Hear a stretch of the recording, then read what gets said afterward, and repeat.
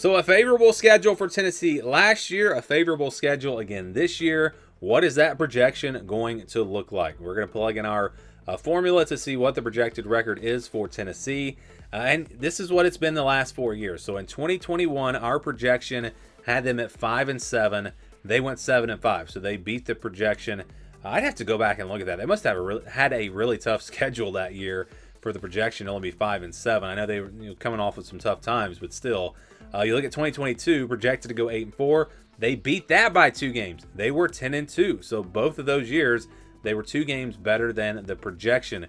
In 2023, projected to go 9-3. They went 8-4. So a little bit of a disappointment there, but very close to the projection. And then in 2024, projected to go 9-3. They actually went 10-2. So they beat it by a game. So 3 out of the past 4 years, they have done better than the projection. So keep that in mind. Remember, these projections are very conservative. This is not a prediction. We're not going to do predictions for quite a while, but this is just, projection with our formula. And so you see the schedule, and this is kind of the scale that we use. This is going to show you where these games fall. So 50-50 games in the white.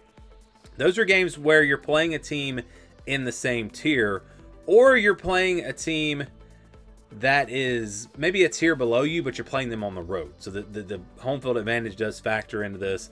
61 to 70% games, those are games where Tennessee is going to be playing a team a tier below them at home. But again, if that game is on the road, then that becomes a 50-50 game.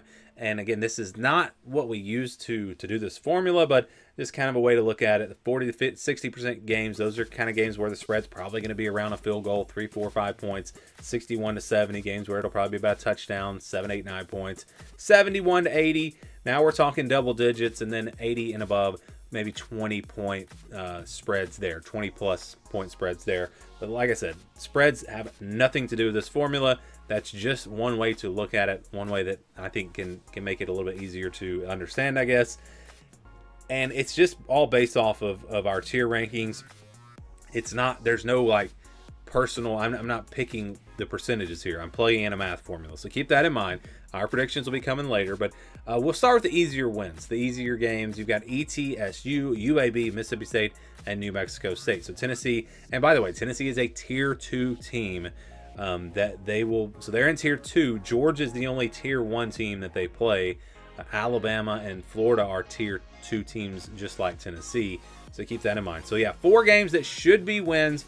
You would be very surprised if Tennessee were to lose any of these games. You feel very good about those 4 games. All right, so how about the games in the blue? Games where I think Tennessee, again, probably going to be a double-digit favorite. You've got Syracuse and Atlanta. I do agree with that. I think they will be a double-digit favorite in that game. Arkansas at home. It kind of depends on how good Arkansas is, but probably around 10 points. Kentucky on the road, probably the same type thing there. And then Vanderbilt at home. Vandy obviously much better last year, and I expect them to be, a decent team this year. So those won't be guaranteed wins. Those are games that Tennessee could lose. But again, the games in the green, when we do the math formula at the end, those are all counted as wins. Those are counted as 100%. These games in the blue are counted as 75%. These are games where Tennessee, again, should win. It would be a very big upset if Tennessee were to lose, but it's not a guarantee. They absolutely could lose these games. And then you've got, who else do we have here? We've got Oklahoma. Tennessee is a tier above Oklahoma, so that's why that game is in the purple. Tennessee, should be about a touchdown favorite in that game. With Oklahoma being a tier below Tennessee, so like if that game was on the road, then it would be a 50-50 game. Because Tennessee is at home and they are ranked ahead of Oklahoma. They're a tier ahead of Oklahoma. That is why that game is in the purple. So that is one that Tennessee, you don't want to take it for granted, but you feel like Tennessee will be the clear favorite. Not like they're going to be a huge favorite, but they should be the favorite in that game by, again, about a touchdown, something like that. So again, the spreads kind of work out as a good way to look at this. But Oklahoma at home, a game that Tennessee will be favored in, but it's a game they could lose for sure. All right, so then you've got Georgia, Alabama, and Florida. These are the 50-50 games. These are the games that could go either way. Again, Georgia is a tier 1 team, but it's at home for Tennessee, so that does make that closer to a 50-50 game. If I had to put an exact percentage on it, I'd probably put it closer to 40% than I would 50%. But right now, it's hard to say because I don't know a whole lot about these teams and what they're going to look like with all the pieces they have coming back. But that's a 50-50 game. And then you've got Alabama and Florida as 50-50 games in the same tier as Tennessee, so it doesn't matter where those games are played. Those are considered 50-50 games. Again, games that could go either way. So those will be very tough tests. Again, 2 of their 3 toughest games are on the road, but you've really only got the 3 tough games, the 3 really tough games, and maybe you throw Oklahoma in there as well, potentially as a tough game. Then you've got 4 tough games, 2 at home, 2 away. So that does work out pretty well for Tennessee. So what's the projection? Well, the projection for Tennessee is 9-3. And, that does seem kind of low when you look at the fact that maybe they've only got 4 tough games. But when you have these other games in the blue, Syracuse, Arkansas, Kentucky, Vanderbilt, when you've got 4 of those games, odds would say you're probably going to trip up. You're probably going to lose 1 of those 4 games. Upsets do happen. These are not guaranteed wins.